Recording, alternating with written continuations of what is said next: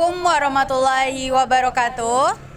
Kami dari kelompok 4 mata kuliah genre teks bahasa Indonesia ingin melakukan tugas wawancara yaitu mengenai teks hoaks. Anggota kami yaitu Indah Permatasari dengan NIM 23016016, Rifa Amelia Putri 23016037, Zahwa Sisifa 2301630, Sucinda Lestari dengan NIM 23016048, Camelia Deres dengan NIM 23016141, Reva Safitri dengan NIM 23016107. selamat menyaksikan.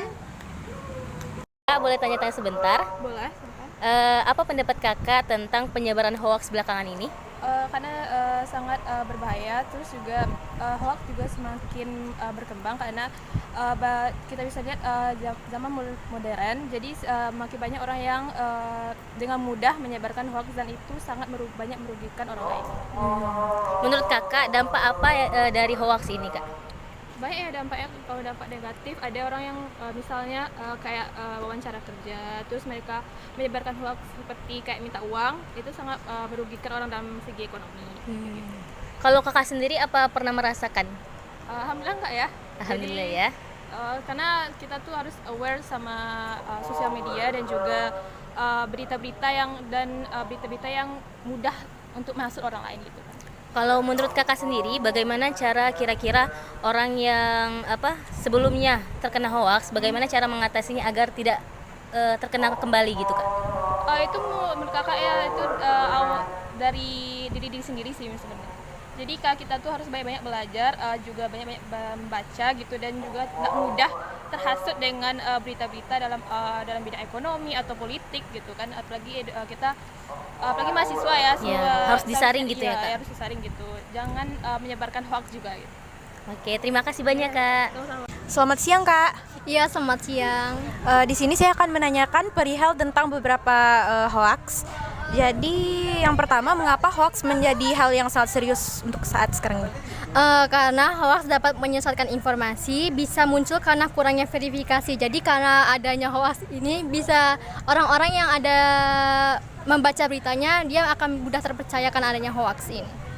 Jadi apa dampak dari penyebaran hoaks ini, Kak? Dampaknya dapat disignifikan, dapat menciptakan ketidakpercayaan masyarakat dan bahkan menyebabkan keamanan dari seseorang yang telah membaca informasi tersebut atau isu-isu yang sudah tersebar tersebut.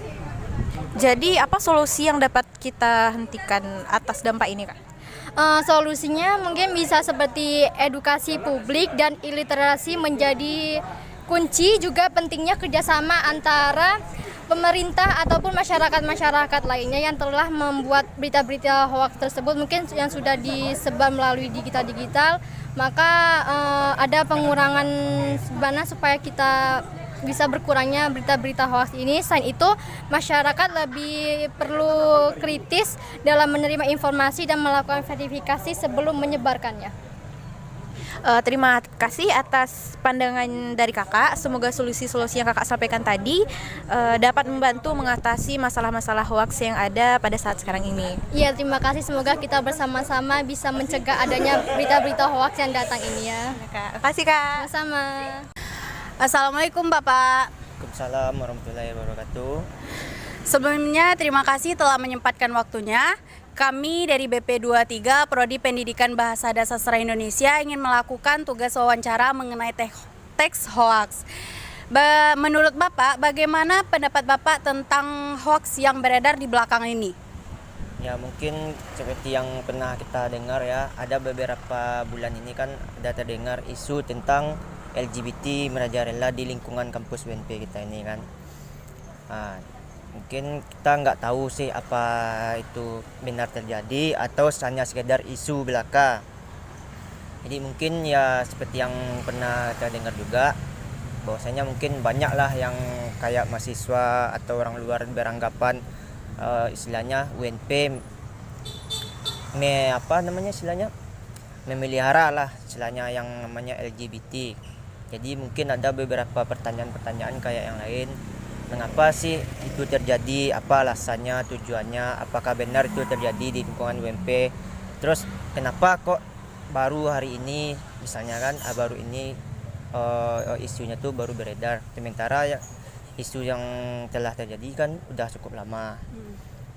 Nah, terus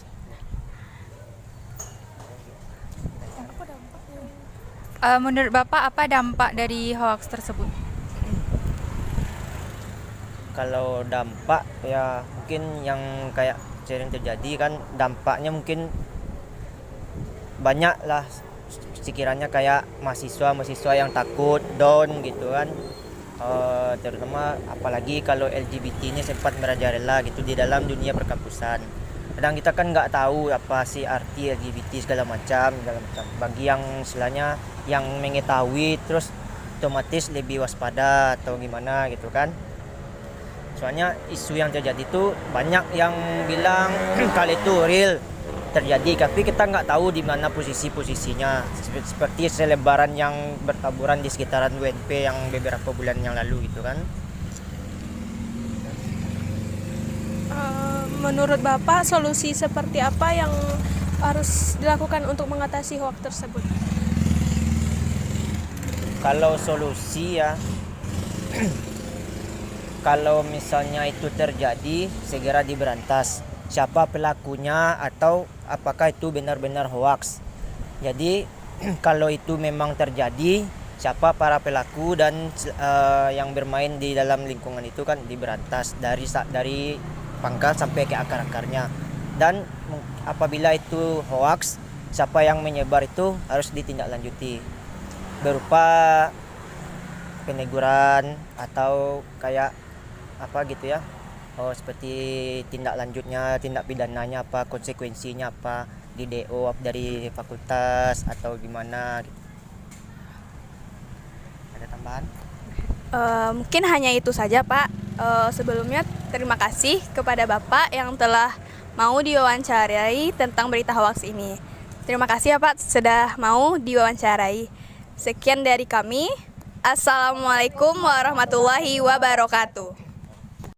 Terima kasih telah menyaksikan video kami. Cukup sekian dan terima kasih. Assalamualaikum warahmatullahi wabarakatuh. Bye bye.